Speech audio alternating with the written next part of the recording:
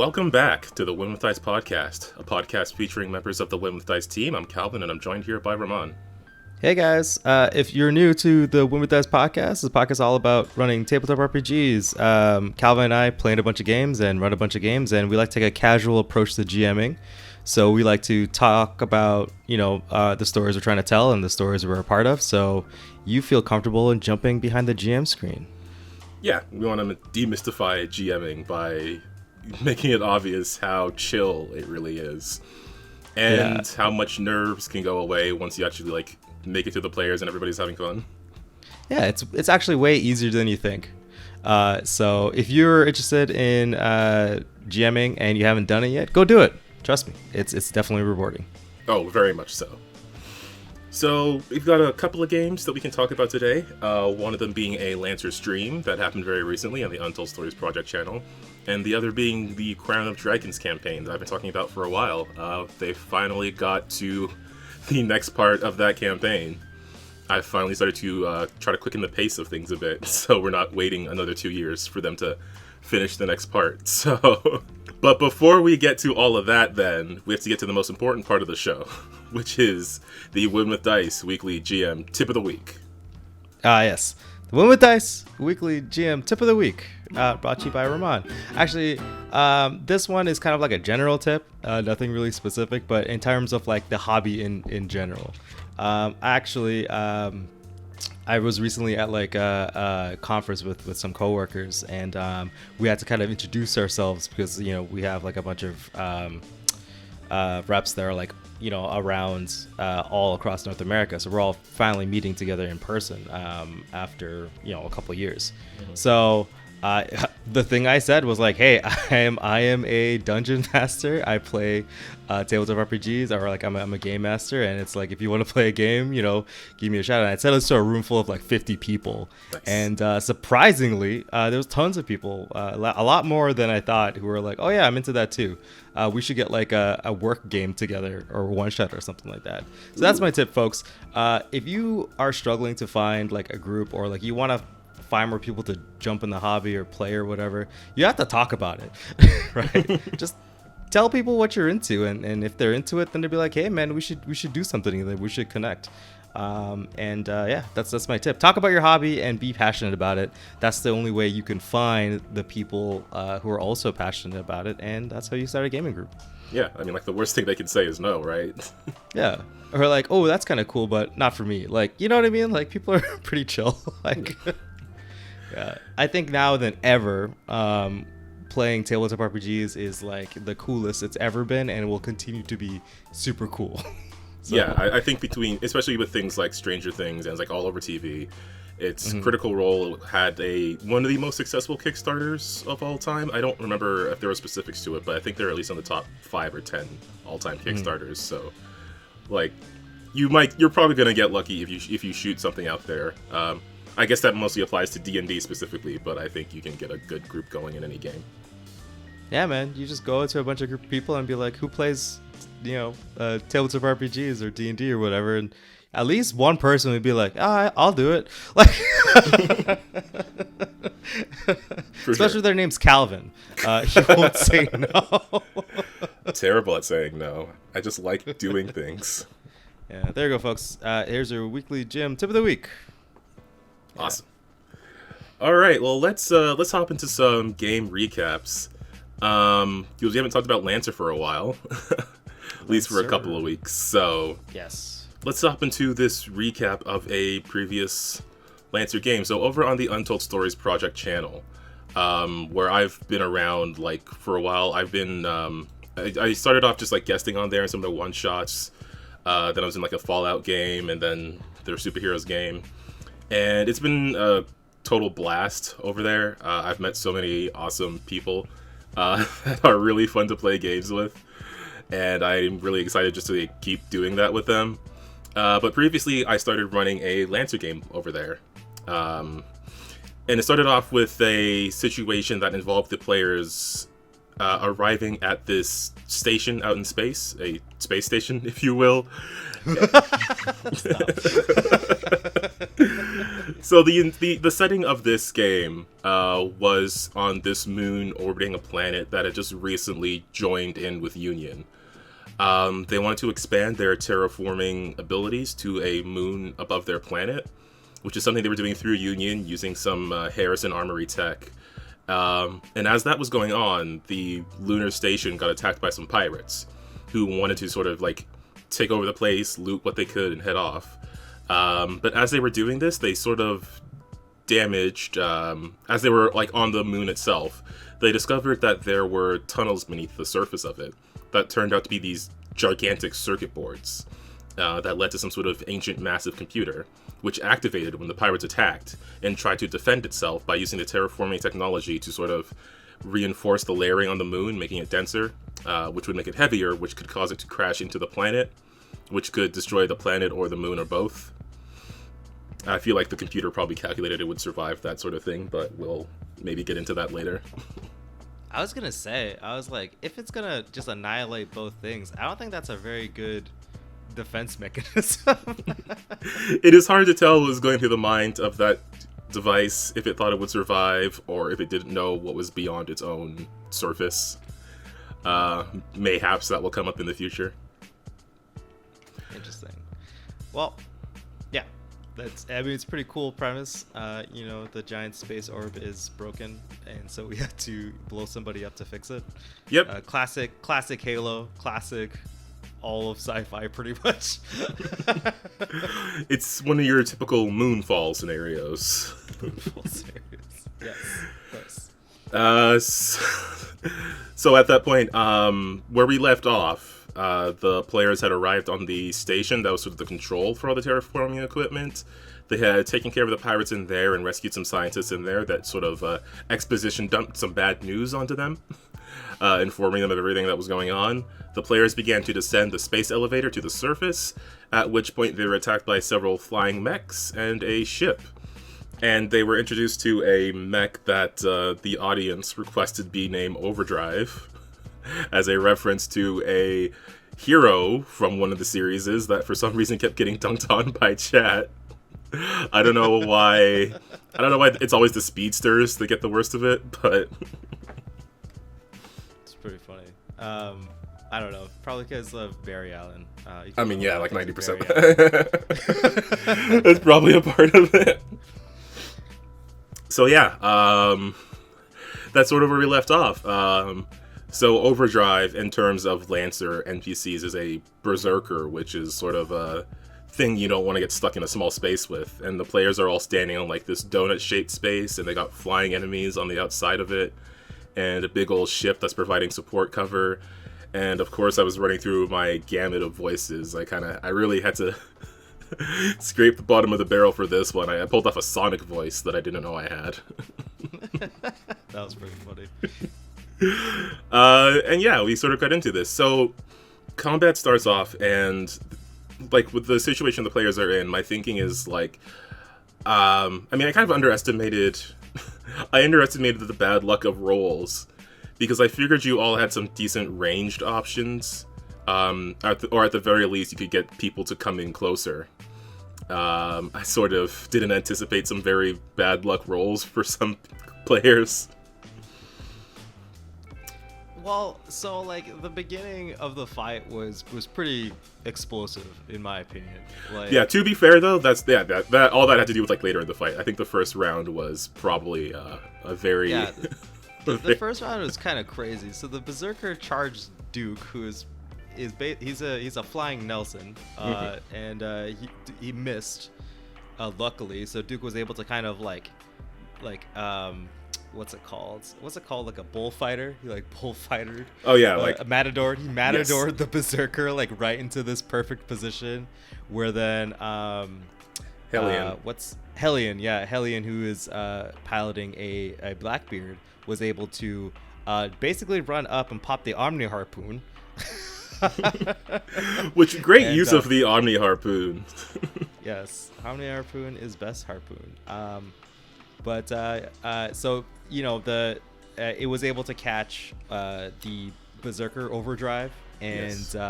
the very very like chill The pilot of the ship. So with Lancer, because what I did for the ship is I just took a typical NPC mech, and then you just add you can add different templates and things to mechs to sort of improve them or make them work and function in certain ways. Like they can be grunts, they can be elite, they can be ultra, whatever. I applied the ship template to this one. So it was a size larger, it could carry things, and I just used like a support kind of mech because I was anticipating. Basically, what I was thinking is there would be a couple of problems to deal with. It would be the ship supporting the Berserker, and then the flying guys sort of like on the edge or just off in the distance, causing various problems. So my anticipation was that melee people would be able to focus on like the Berserker, who was getting his own support and everything. Everybody would be doing range on the other ships, or like not ships, but like the flying mechs, and they had like high defense but pretty low hit points. So I thought, okay, they'll get dealt with pretty quick, and then everything will be copacetic. But of course, you can't predict fights like that. I don't know why I keep doing that. That's the same thing that we probably tell people not to do. But, well, you had a game plan, right? yeah, I mean, yeah, I guess I'll sure, if that makes me sound good, I'll take that. I mean, I saw it. I saw the plan. I think the execution was a little poor, but I couldn't anticipate the ship being pulled into overdrive. Yeah, but you did make like a, well, to be fair, that whole after overdrive was moved, essentially the player was like, can I use the Omni Harpoon to like slam the ship, which is like a size 4 ship, like into overdrive? And you being the GM being like, yeah, that sounds pretty cool, let's make it happen, right? Yes. So then basically it was like they had to make another check, and if they fail they took another 2d6 damage, which is what the damage of the Omni Harpoon would do. And I thought that was a little high in my opinion. I was like, yeah, I sure? Was because again, like if it wasn't like I mean, like it was an elite as well, so my anticipation was that it'll get hit. It might structure in the first round, but it'll still at least have enough HP to go another round or two, because this would be like significant damage from a core power that they only can use once. I didn't anticipate a very bad roll on the structure damage table, which for people who aren't aware of the system is sort of the way Lancer hit points or hit points, I guess, works. Hull points, is it? I forget what the H is. Yes. When it reaches 0, you lose a structure, which is sort of like another resource for your mech's health, quote unquote. And that causes some damage to like a weapon or a system or some other effect on your mech on a random roll. Think about like, you know, like chunks of your mech, like arms and limbs and power cores getting pulled off your mech, like physically like exploded off, that kind of deal. Yeah. So for NPCs, it's a bit different than what players have. I mean, they're very similar in certain ways, but with an NPC, and I guess with a player as well, if you get some pretty bad rolls, ending up with a 1 on that roll causes an instant destruction, which is exactly what happened to Overdrive as he was flattened by this ship. Which, I mean, from my perspective, I was like, okay, the amount of this damage is just going to be like 1 over on Overdrive's next structure. He still has like more than 10 health. He can take probably on average at least a couple of hits from average weapons that aren't like a core power. So I was thinking like he'll still be around for the next round, and I can at least have him going up against Hellion for some interesting like back and forth there, because the Berserker like is chainsaw v chainsaw kind of fight. Yeah, like cool. Berserker's yeah. basically evil Blackbeard. So all Blackbeards are evil. Yeah, Berserker is opposite team Blackbeard. I'll say that. Yeah. Well, okay, so like, yeah, I think that you probably should have just had the Blackbeard just be like immobilized or something, because like the ship's on top of it, right? Yeah. But like also the spectacle of it being just flattened by this massive ship is kind of nuts. So like it is a little sad that like Overdrive didn't really get to do anything, but it was pretty cool. It really was, and now I can at least, if I want to reuse the NPC frame later, I at least have. I'll just use the names of other speedsters from that game. Just the Berserker keeps showing up, and it's just like speedsters. Yeah, just a reference that only people over there will get. But yeah, I don't know. I on one hand I was like, oh, I wish he was around longer, but on the other hand, it's like at least he went out with a very spectacular boom when a player was doing an awesome thing. I can't ask for more from that from an NPC. Yeah. I think it was really cool that like Hylian's mech called Hercules Zero, which still to me is one of the best mech names I've ever come across ever, and I'm really mad that I didn't think about it. I think it was I probably got that from like a Pacific Rim name generator. Probably, it sounds like it. It's a very like Pacific Rim name. Yes. Yeah, but like with the synthetic muscle netting equipped, it's a system that allows you to basically just grapple anything. Hylian was grappling the ship, which is like 4 times the size of her mech, and it was kind of cool because this image of this tiny thing holding up this giant ship with just like thrusters and all this stuff, trying desperately to fly away, but it was just basically pinned down for like until its demise, essentially. Pretty much, because I forget if it was from the ship part or just from the type of NPC that I had based it on, but its hull, because the way it has to escape is it has to use the mech skill of hull in a contested roll, and this thing's hull is -1 and Hylian's hull is a positive number, so yeah, I think Hylian's thing was like +1 or +2. Yeah, it's like it's decently high, because I definitely put points into that when I was making these, because it's a grappler. Yeah, well, it's just because it was I think you base it off of Priest, right? And those things are pretty flimsy. Yeah. In terms of like, the physical stats, but I think it's good in systems. I think that's what it's good at. Yes. But it was. I mean, I was definitely worried about the Berserker Priest combo, especially because the Priest can fly, and then it's like the only person that can really deal with it is the ranged people or myself who can fly, right?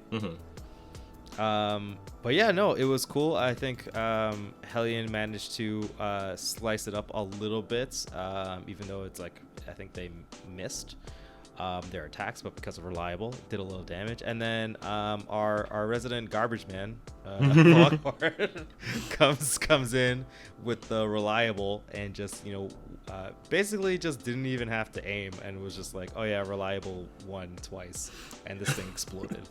Yeah, if I had a dime for every time Longhorn finished off an enemy with 1 HP with reliable 1 damage, I'd have 2 dimes, which isn't a lot, but it's weird it happened twice. Yeah, it's really funny, but it speaks to how cool the game is, right? Like you could just make a mech with a reliable 6-shooter mech size hand cannon and just be like, "Pachow, you're dead." Like, yeah, and I was trying to do like that stereotypical pilot voice for this guy, which led to him being like incredibly chill about everything as his mech exploded. Yeah. But on the other side of the map, people are having difficulties. I think on the other side you had 2 Hornets. Yes. And as well as no, just the 2 Hornets on the other side, and the Ace was at the top. Yeah, the Ace was sort of flying around, chasing and being chased by Duke. So it kind of got into that scrap a bit. But yeah, on the other side, there was just some bad luck rolls, especially from Free Shooter, who is an incredible sniper. It's definitely one of those things that, like, if it hits you, it's gonna hurt, and it's very likely to hit you. So I wasn't. Again, looking at the Hornets, like, they have very high evasion, which is essentially AC, but like really low health. So I thought they would provide like an interesting challenge as something that has to be hit with a ranged weapon. So it's staying sort of off to the side here, because if it gets too close, like, there's a lot of really good melee stuff in this party as well. So I'm kind of thinking like something that has to be targeted by range, kind of staying off in the distance here. Even if it doesn't do a lot of damage, it's still going to impact people by impairing them as well. So I thought, it's going to be an interesting enemy, especially having a couple of them just buzzing around being annoying. Yeah. Actually, there would be a way better target for Longhorn versus Free Shooter. I think if everyone switched, I think the if those two people like aimed at different targets, then I think the fight would have gotten like way quicker, because Longhorn could just unload on a Hornet. It doesn't matter if it's impaired or whatever. Actually, it doesn't even matter if come to think about, the whole Raleigh kit is actually way better at taking care of Hornets, because Hornets have an ability to like jam opponents, but the hand cannon can't be jammed. It can still fire because it's, I don't know, just like I guess a very big hand cannon. There's no electronics in it. It's all iron. It's a real big iron. Yeah, it's analog. It's analog, right? Whatever. But yeah, so Longhorn would have been a very, very good way to deal with those Hornets, and Free Shooter probably could have just taken out the ship in one go. In all honesty, it didn't have a lot high evasion, I'm assuming, right? Not really, no. Yeah. But yeah, Longhorn and Free Shooter and Empress were trying to deal with the Hornets, which jammed them and impaired them, and they weren't having a good time. And also, Free Shooter rolled very, very poorly, which was just I mean? just bad luck. Like, there's not much that can be done about such a thing. I mean, but I liked the fact that like we turned it into a funny moment where like Free Shooter was yelling at Longhorn, being like, "What did you do to my stuff?" Because they kind of have like a rivalry, a little bit of like a Last Gimli kind of thing, where they're keeping track of kills, and it was very funny that Longhorn in that combat like basically just stole like kill steal twice, and then Free Shooter was like, just really bad because like they couldn't get a shot off.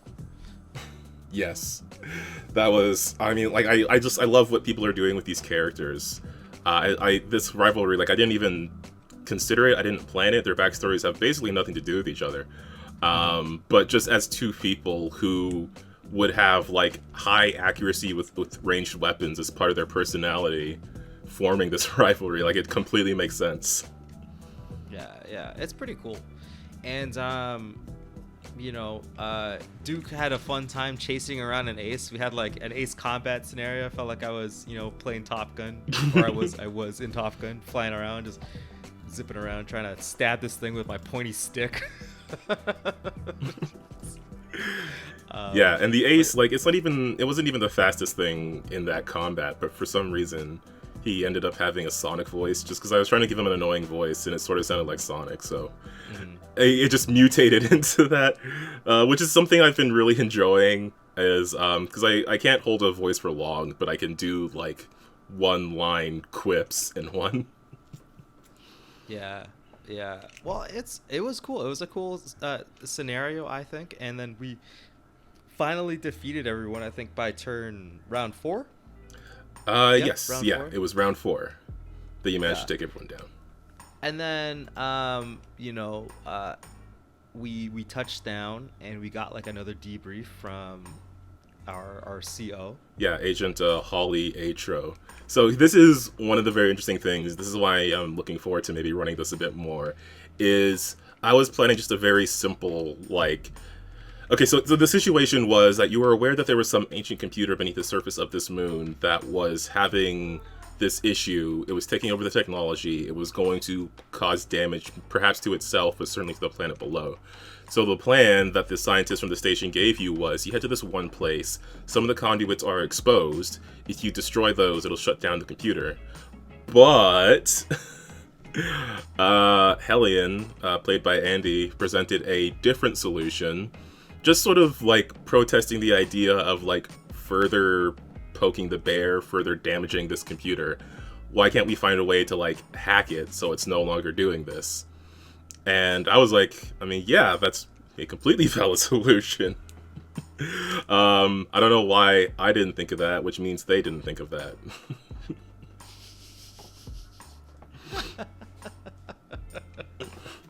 As always, as a GM, if you didn't think of something, it just means the NPCs didn't think of it. Yeah. But yeah, so we got our orders, and then we moved on to, I guess, where the bad guys are. Yeah, so this was a fairly, again, like this was probably one of the more simple map designs, just because I was more focused on creating the different objectives on it. And it was essentially like this pit within the moon's surface, which I kind of drew as a more square thing when I was drawing this originally.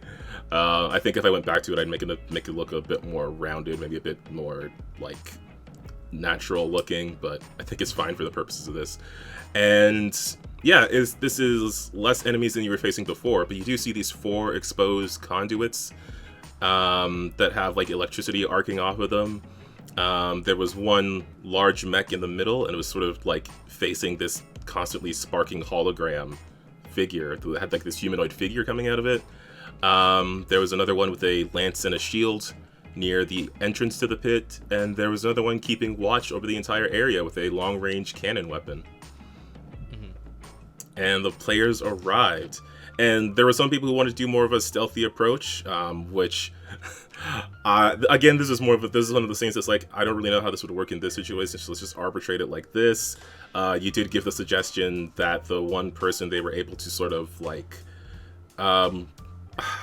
distract, I guess might be the word. Well, yeah, so Empress wanted to kind of just like start the fight abruptly, so they didn't have time to like get in position, or like they were kind of startled or whatever, because we weren't really going to be able to sneak up on them in mechs, because that's kind of funny. A little bit. It's a little bit harder to do that when there's like, you know, giant nuclear reactors strapped to your back on your walking tank. But yeah, so we decided to do like a kind of run in and shoot up the place kind of maneuver.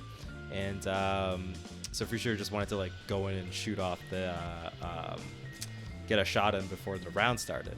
And you know, you were giving us suggestions about like getting an extra action or whatever, because the roll was kind of good. But I ended up just kind of like suggesting that like just choose an enemy on the board, because this is more of like a warning kind of lob, kind of just like so they duck their heads and they're not paying attention and they're not ready to go. Just choose one of the enemies and they have to go last.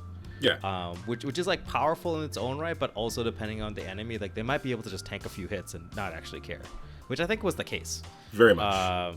Yeah. So there was pretty sure that's a demolisher. I don't know if it's an ultra demolisher. I feel like it is.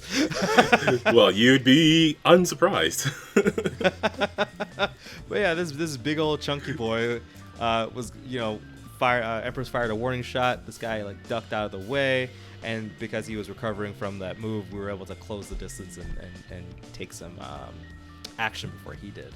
Yes. Yeah.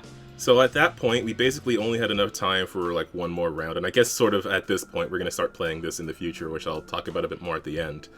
But yeah, it sort of involved Duke getting in there, the long-range enemy taking a big ol' shot at Duke, sort of tearing up some of the ground as well, creating some spaces of hard cover. Yeah. Free Shooter got in there, ready to take some shots. Hellion and Empress were dealing with the shield and lance guy, who I bravely gave a French accent. And Longhorn is just reloading, being cool, and keeping some distance at the moment. But you're all sort of entering this pit. You've got the conduits around you, and it seems like, for the moment, after communicating with the agent, if you're able to hold out this space, the scientists might be able to find a way to hack this computer. But you got to deal with like the pirates at least. So that is sort of changing the objectives of this combat, which I think is going to be interesting. Yeah, I think it's pretty cool. I'm excited because Duke's obviously going to try and go toe to toe with the Ultra, because that's how Duke do. That's how Duke do. Yep. Yes. Which was kind of cool. So Duke was like prone on the ground. And, you know, I'm feeling very uncomfortable with this dude with this big hammer next to me. And then he took his turn. And then I believe you tried to hit me 3 times and Duke dodged. Yes, so as an Ultra, he gets 2 turns in a round. So he's taking those both last. And he was also slowed because he has a thing where he can dig in after getting damaged and again gain resistance to it at the cost of being slowed. So yeah, one turn was just like me stomping over there and taking a swing, and then after that just took a swing, and then he overcharged to take a swing again. Which is a bit inconvenient because this guy is able to overcharge as an NPC, but has to roll a d6 for heat, and rolled a 6. So probably gonna have to worry about stress for this guy. I'll see how that works for NPCs. But yeah, that's sort of where the combat ended. Duke being very lucky that this thing didn't hit. Yes, very, very lucky. I'm pretty sure it does like a metric shit ton of damage. So Duke would have probably lost the structure every single time if it hit, and he probably would have had to eject. And, yeah, it might have been the end for Duke the Sixth. I don't know. But it is not yet the end because, and I feel like maybe on a subconscious level, I knew this would happen. We didn't finish everything that I had planned. It might have, if there were some different, like, if some different things happened in the first combat, maybe, but on some level, like, yeah, nah.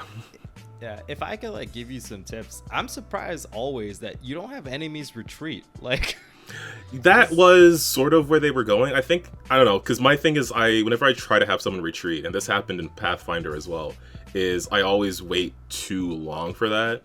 If you recall way back when I had that bandit thing going on, they just popped that darkness spell too late, and then they ended up getting grabbed. In this situation, like, I think the ace and at least one of the Hornets was trying to get away. Yeah, but they just happened to get shot. Well, they were like super fast, right? So, yeah. You know, it's like, I would say that as soon as the Berserker went down, right, it should have been like, okay, now they're considering it. And when the ship went down as well, now it's like, okay, I'm going to give this one more round. And then it's like, I got shot, I'm out. Like, if you took any damage, I would have just bailed. Like, yeah, I think maybe like the ace should have tried to bail sooner, and he was kind of trying to do that. He got like the second furthest out of all of them. One of the Hornets was a bit further away, but also got taken down. That was the one that free shooter like unloaded all of her special abilities on. Yeah, I mean, I even because like at one point I think Duke was able to knock the ace to like the edge of the map, and I was like, you should just leave, like, and come. Like, if you like, I would have totally believed if the ace would have been like, okay, I'm gonna get off the map and appear somewhere else in a different round or on a different map somewhere else. Like, I would have been like, yeah, that makes sense. I think since we're past it now, that is something that I was considering. Like the ace and the Hornet that were further away. I was going to, if I was able to activate them, because I don't think I got to activate the Hornet, at least in that round, and the ace I don't think got far enough away, but I was going to just have them show up in the final combat, if they ran away, and then maybe took some time to like repair slightly. Yeah, well, I would have just made them fresh because, you know, we repaired, right? It would have been all fair. Yeah. And like the consequences would have been like, you know, we weren't able to sneak up on them, right? It would have been like, okay, well, you got a difficulty because they know you're coming or whatever, right? That kind of deal. Sure. But yeah, it kind of builds in the like, especially because I think that these guys are pirates and they're being opportunistic. I'm so surprised how easy they are to throw their lives away. They are called the Crazy Diamonds. Yes, they are kind of crazy.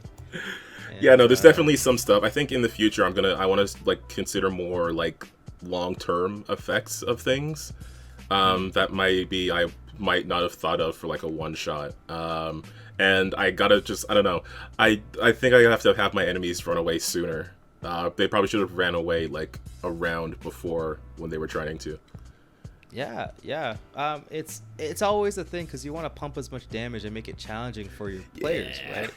But you can always just use them somewhere else. Like if you're not at the finale, they can always come back. Like if you're not at the end of the last boss encounter, they can always come back, and it will make that boss encounter way worse for them and make it such a clusterfuck that your players are like, why didn't I kill these guys sooner? Like, yeah, I think that's something I'll probably try to do more in the future. But yeah, we definitely like everybody wants to play this again. I want to run this again. I want to like get more experience running Lancer, and maybe run it on our own channel one day. So I'm trying to figure out like what the best setup is for a campaign, because currently they were under the employ of Union, at least for the purposes of this mission. But that's sort of where I think the stream game that you were running is, well, not like entirely the same, but kind of the same. because I think we're working for the UIB in that one. Yeah, well, Union is like a big. It's a whole, galaxy spanning organization. Just because one group works for Union, like they're employing millions of people. Oh no, yeah, like it could totally they can both exist. It's just like I mean, for one, I don't want to step on any toes here or anything like that. But for the most part, like I could also just have it within this planet itself or within this system, because it's like there's some major shifts going on it. Like they're just now joining Union. They have all that going on. They have anything going on the planet's surface itself, as well as this ancient computer beneath the surface of this moon, which can be, again, it was one of those things that like I had ideas for that I didn't really expand on in this space of time that I had here.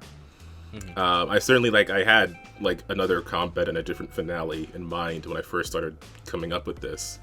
So definitely there's stuff down there that I could work with. So I'm kind of thinking of maybe keeping it in this space and using this as a story for a bit, and then we'll see where that goes. If it'll be an ongoing thing, or if it's just going to be like a handful of episodes every few months or whatever. Yeah. I think that's kind of what I want to do at the moment, and then I'll see about like expanding it beyond this space. For sure. I think it's good. So yeah, I'm excited. Yeah, me too. Very excited. And yeah, that was the Lancer situation. So definitely go check out. Of course, we always have Untold Stories Project linked in our description, so I'll have them linked below, and I will link to their. They have a playlist for all their one shots, and the first half should already be in the playlist. So I'll be sure to link to those episodes. And yeah, let's switch from high tech to high fantasy. As we talk about a Pathfinder session that I ran recently, in the Crown of Dragons campaign. They finally, so the main plot of this campaign sort of revolves around this mythical Dracoronum, the Crown of Dragons, that can contain several orbs of dragon kinds and be used to control all the dragons in the realm, though dragons have not been seen for many centuries. Until now. So,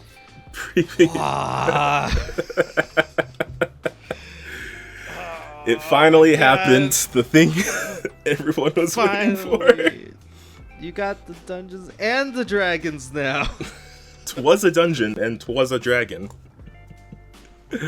So essentially, we started off with just players doing some resting and recovering after a previous battle.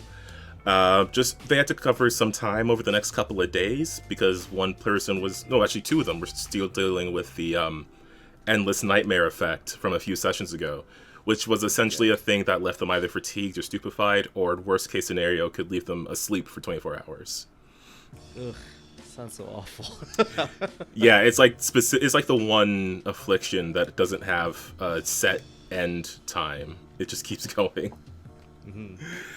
So, yeah, they were dealing with that as well as doing some research because they knew that the next place they were going to go was a place called Kelna's Keep, which is a bit of a riff on a couple of things in RuneScape. One of them being Melzar's Maze, which is the pretty obvious reference, and the concept of dungeons in RuneScape, which are sort of made of these randomly generated rooms. I sort of took that and expanded on it a bit in that each room pulls from a different plane. So one could be like a jungle, one could be over a lava pit, one could be on a cliff in the middle of a storm. But it's all contained within these rooms and these long hallways. Oh, cool. So that was one of the things they learned about the place. They also managed to find a expert on draconic history working at the docks in the city they were in. And they just talked to him a bit, getting some information about like what might be useful to know. And he wanted the full story about how they fought a wyvern, because of course he heard about it. Well, he at least heard there was a wyvern, and he wanted, like, when he found out it was them, he was really excited to hear about it. And oh, cool. There was also got a fan. Yeah, they do. Several. There was also, so this is one of those things that, okay, well, I'll just describe it, and it was just like sort of a set dressing thing, mostly. As they were looking for this guy, they talked to a shopkeeper on the docks, and he was trying to sell a diving suit. And this was just more of like a narrative thing, but they were very interested in the diving suit. So they ended up purchasing it, or making like a down payment on it, rather. And so I'm there statting up a diving suit, and I didn't realize there was already one in Pathfinder. So I created this thing that involves like rolling a d8, and it lets you breathe underwater, or if you roll badly on the d8, it completely malfunctions and you start drowning. Oh, okay. Not knowing there's already a diving suit in the game. I like mine better, but maybe I'll mix the stats of the two. Well, maybe this one he sold you is like it's defective, and he just because merchants and all, right? Yeah, just a little defective. Yeah. And then the one I made also had like a little bit of electrical resistance because it was like a rubber suit. And that was one of those things that I think sometimes when you make custom items, you put a number in there that's like, no, that doesn't really make sense for what this is. This probably shouldn't be like as overpowered as it is. So I did have to change a few things there, but I think it's okay with what it is now. I might look at the actual diving suit and make some comparisons between the two, just to add more functionality. But I really like the roll a d8 and don't try not to start drowning thing that I did, so I definitely want to keep that. Cool.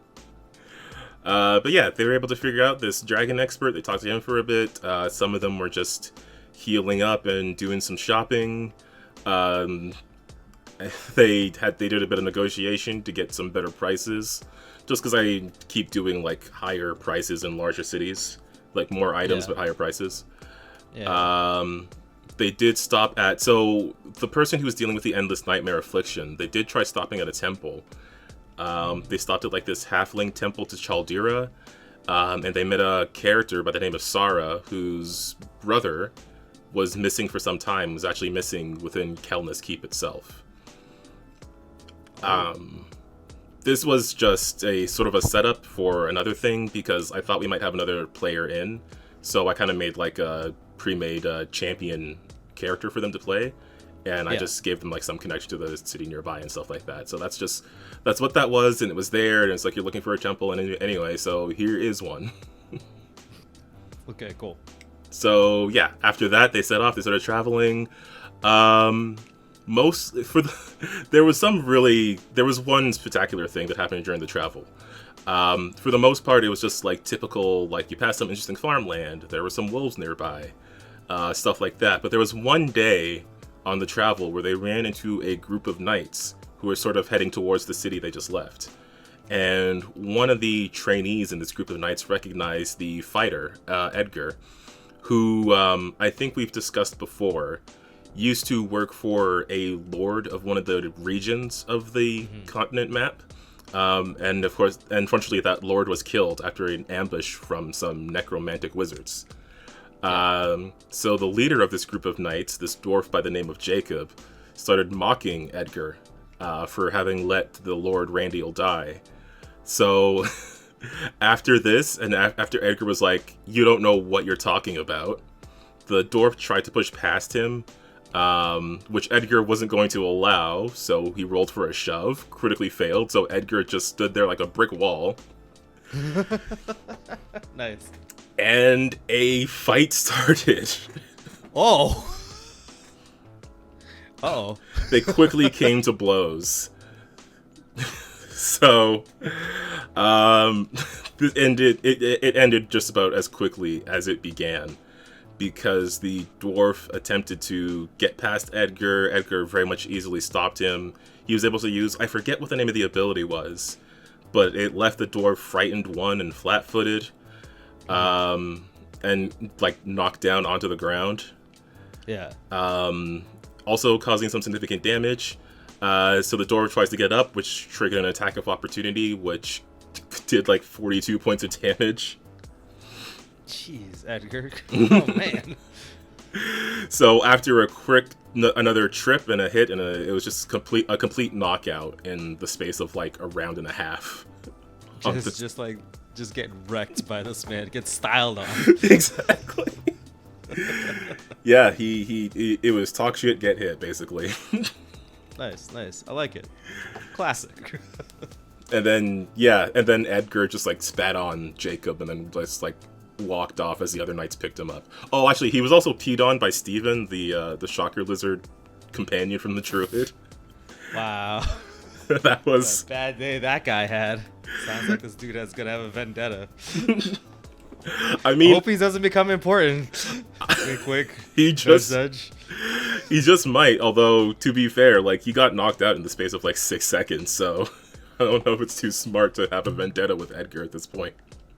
Well, I mean, he might. I like to think that if the party like just kind of demolishes like an NPC who looks like, you know, he's a knight leader, right? He must have some political sway. Yeah. Like maybe, you know, at some point, like he'll be like in like they're talking to a lord or something, and he'll be that lord's like right hand man, and then he makes it literally hell for them because he's like, oh, I remember when he kicked my ass. Revenge is best served cold. You know what I mean? Like, I mean that might happen. It's definitely like I like having these threads, so that is another one that's out there. But yeah, that was probably the most interesting thing that happened on their travel before they arrived at Kelna's Keep, this lone structure on the edge of a cliff. There were a few other knight paladins around, providing like basic guarding of the place. It was sort of like, because usually this building was used for sort of training for knights and paladins and adventurers, because again, it throws different kinds of dangers at you, but most of them are the kind that you would be able to escape from, except for for the past few months in game, ever since the first stone was recovered, the first orb of dragonkind was recovered, it's been more dangerous, so they haven't been using it for that as much. And they haven't been letting people inside as much. Like it's more of like, you can go in, just be aware that you might not get out. Yeah, like we won't stop you, but we're not going to send people in purposely anymore, and we're going to be here to like make sure you're aware of the danger and make sure whoever goes in is like well armed. Yeah, basically like quarantining the place, being like like, you know, don't let stupid people go in because they're gonna get themselves killed or something like that, right? Yeah, pretty much.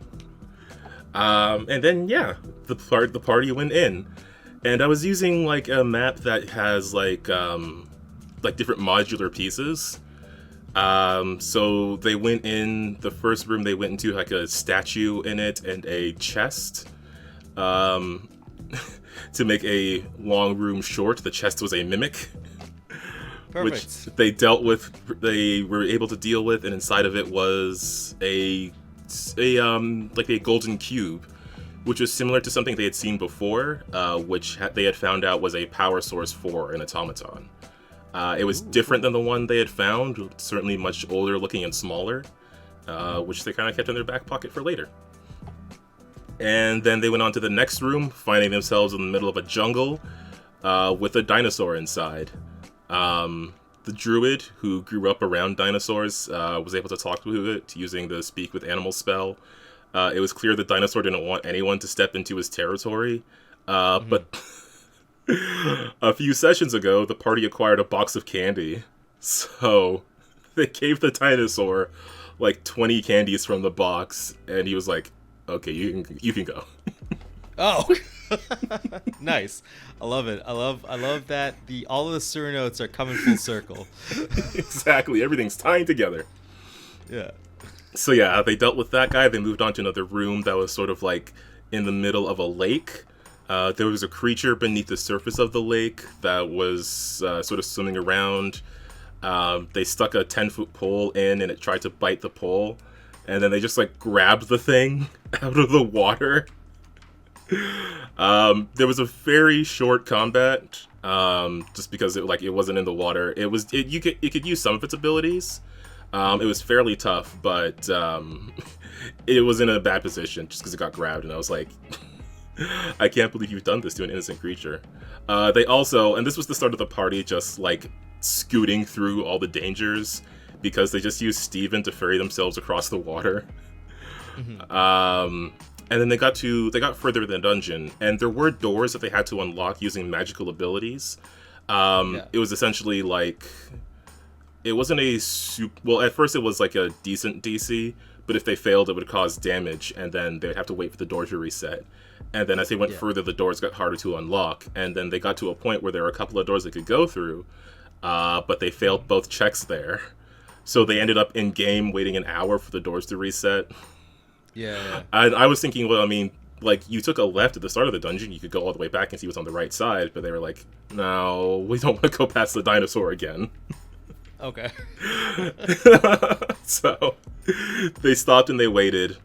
And then the next room they got to, it was just like a bridge over a pit, which is fairly rickety. There was a brief moment where one of them fell, but they were able to catch themselves and keep moving.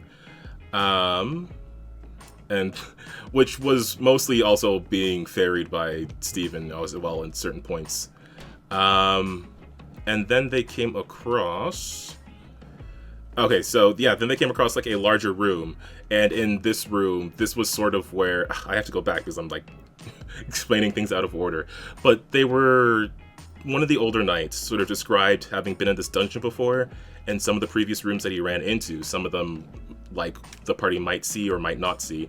But there was one larger one that he described as having a large flower in the middle that had sort of a portal running through it and had a sword within the base of it.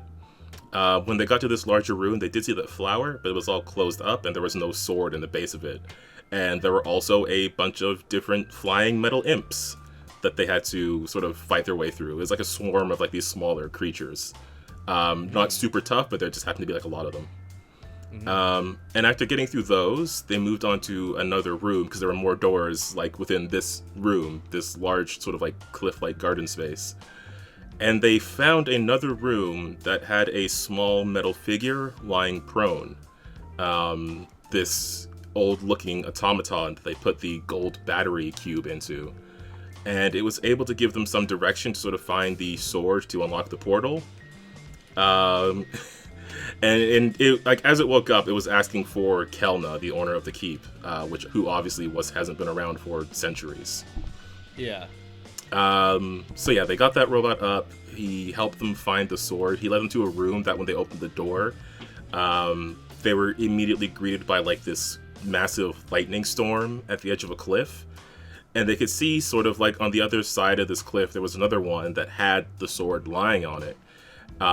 There was like this large drop. There was a boat sort of like floating on the water. And then instead of dealing with all of that, they just cast Fly on the fighter. Classic.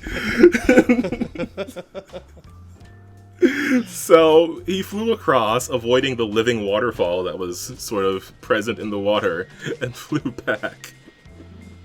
Nice. Which, I mean, I can't knock a solution.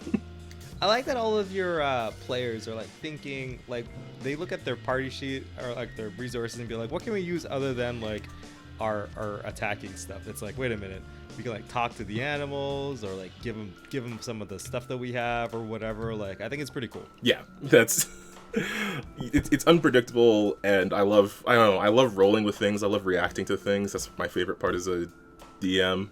As much as I pretend to be annoyed, and as much as I might be annoyed, I mean, I think it's really cool that they fly across in this waterfall thing. Because of how high the cliff was, they're just outside the range of it, and it's just like snarling at them from below. Nice. So yeah, they got the sword, and with it they were able to enter a separate chamber.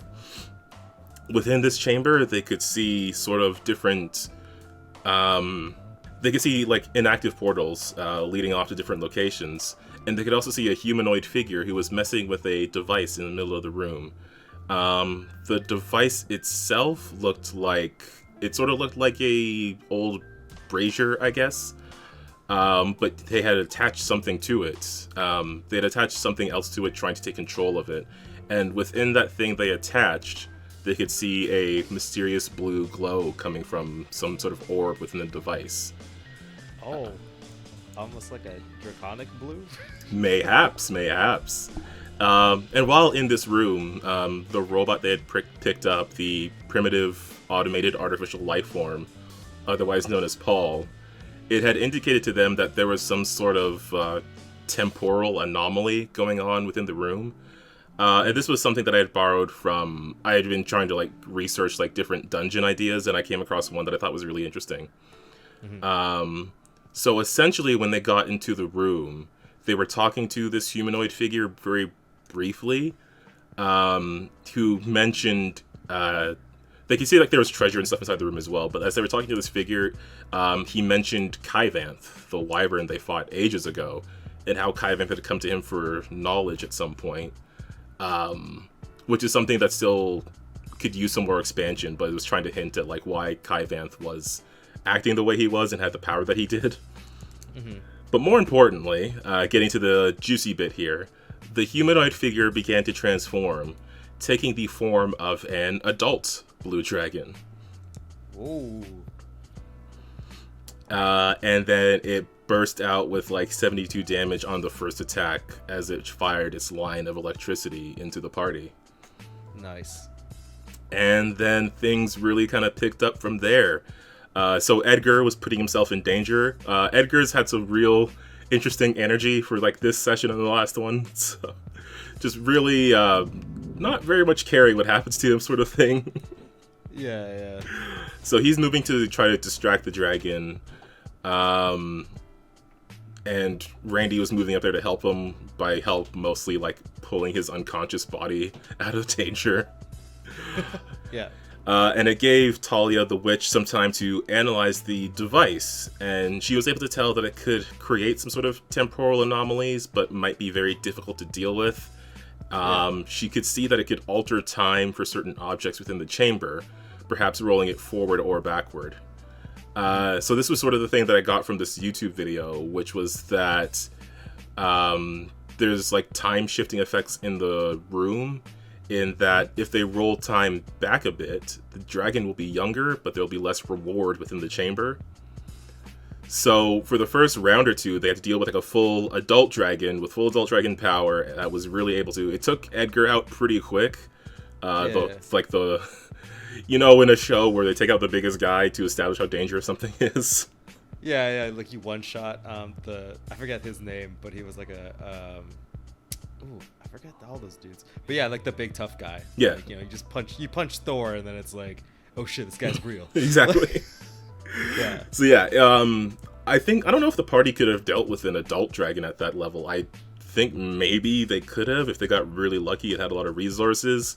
But at that time, maybe not.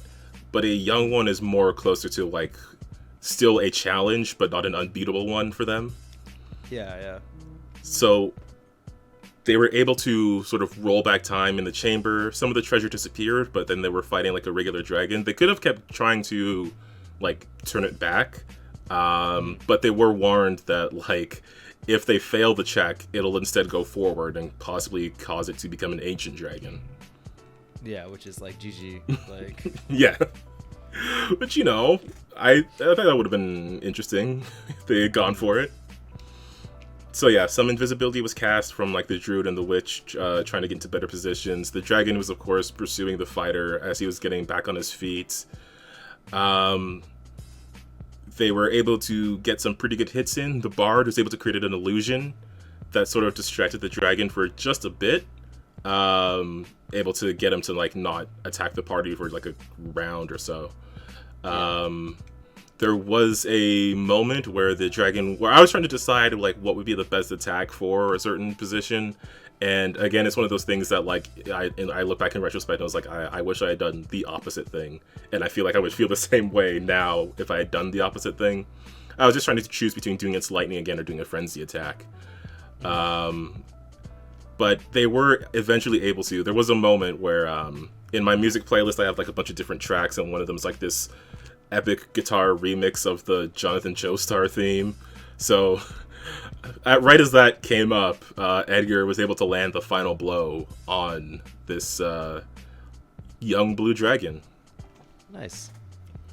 And then yeah, we sort of rolled into like just analyzing it for parts. They analyzed the room, discovered that there was like portals to different regions on the map.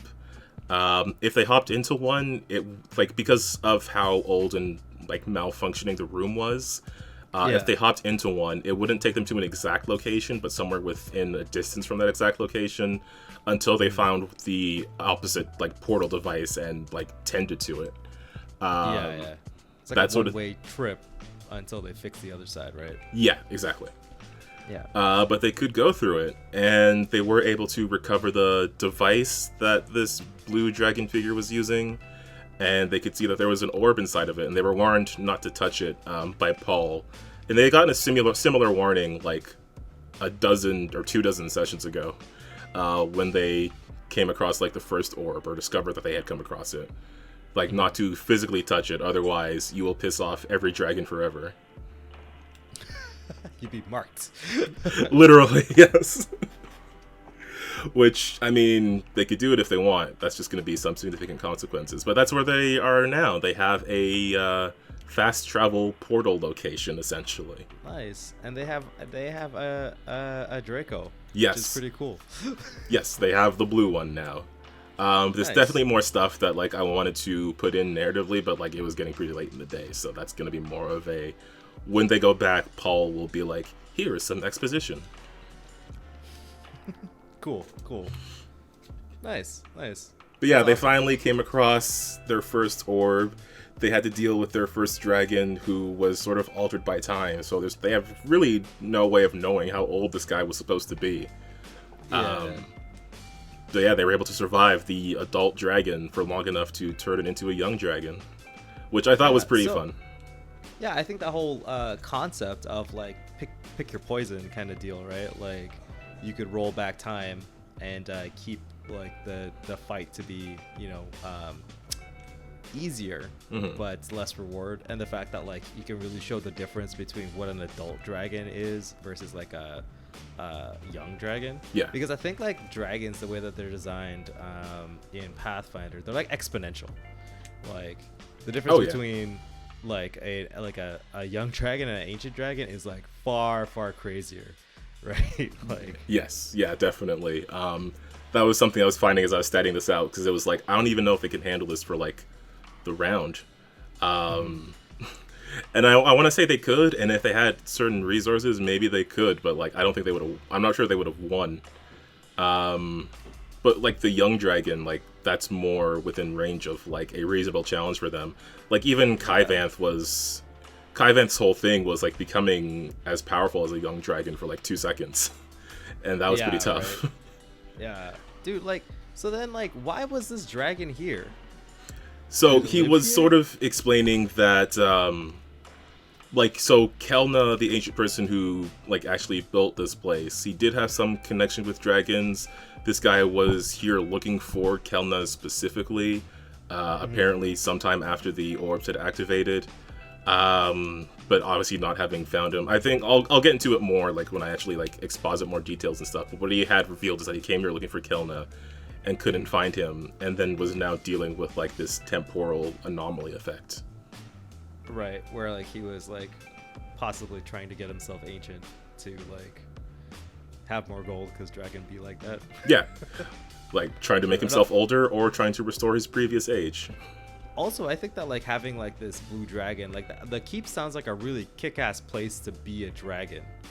In my opinion, like it's like safe. There's like so many rooms you have to go through, which with free guard dogs essentially, and you can travel freely because you're like in the master portal room. Like if you could figure out how to fix all that shit, like you'd be like a pretty killer dragon in my opinion.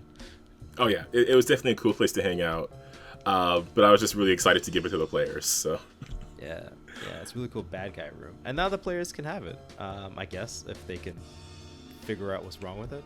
Yeah, I mean, at this point, since Paul is activated and his function is to sort of navigate these dimensional effects, he was able to sort of help them. Like, if they go back out the portal they came through to get into this main chamber, it'll just take them like out of the building at this point. Yeah.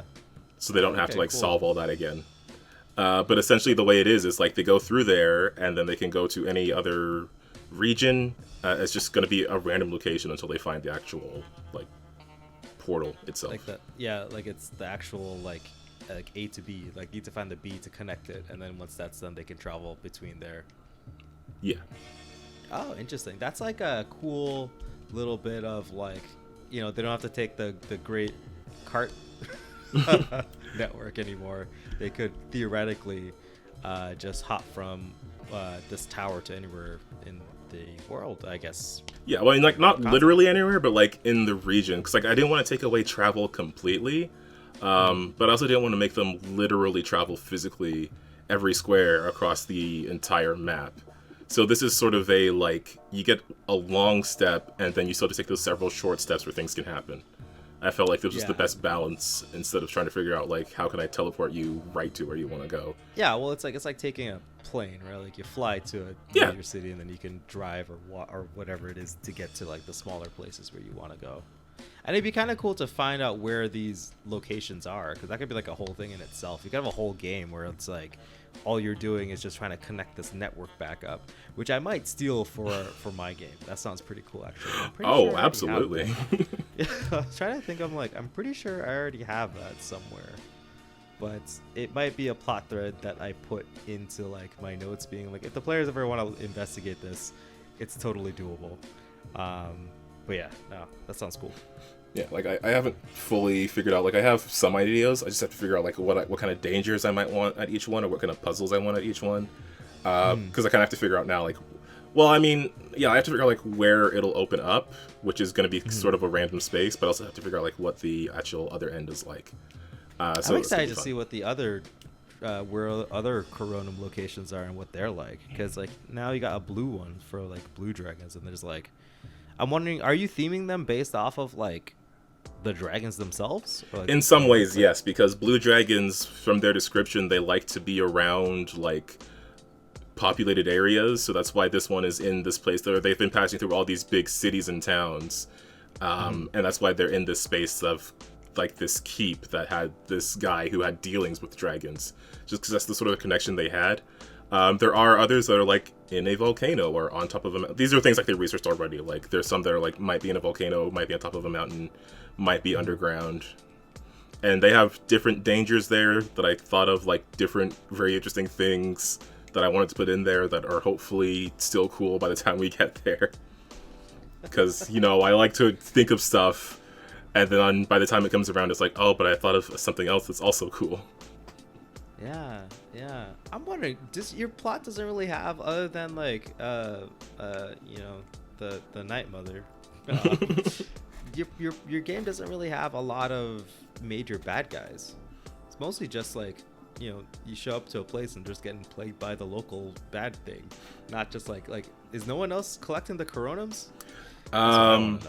We'll have to see.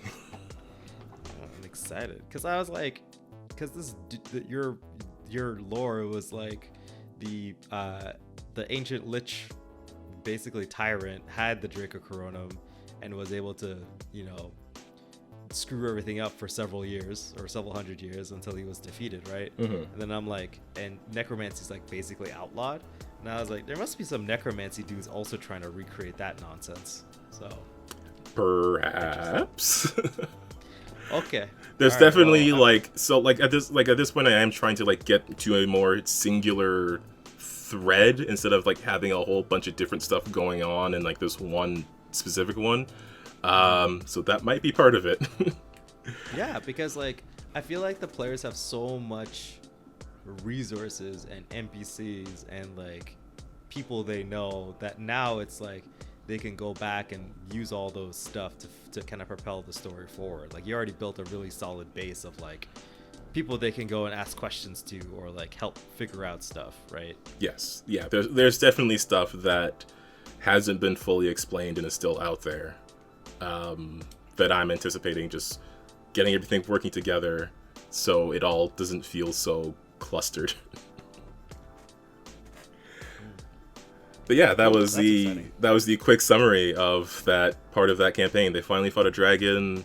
They have more things to learn about him and what he was up to, because he didn't respect them enough to give them an answer, but then they made him younger and then beat him up, so...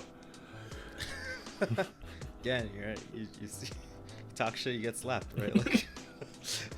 Yeah, basically. I don't know how no one learns this lesson.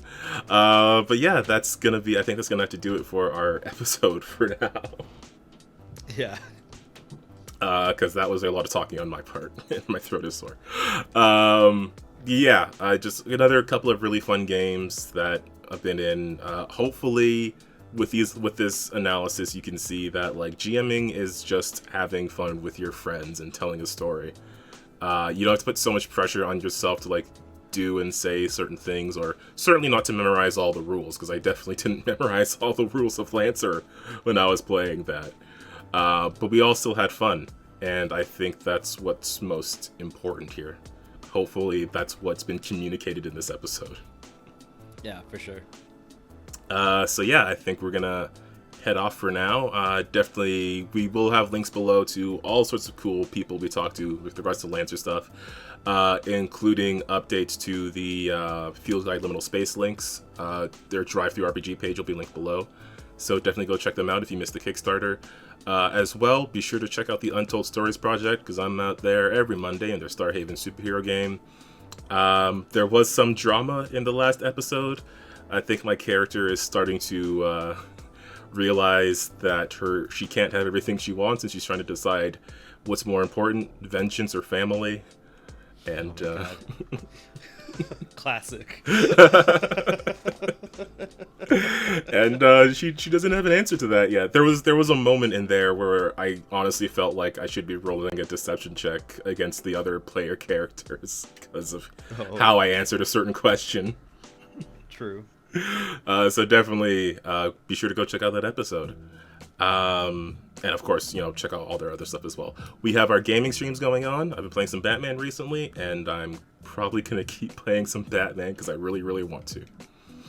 Nice. Other than that, I think that's everything we've got to say this week. Ramon, do you have anything else you want to say before we head off? No, I think it's good.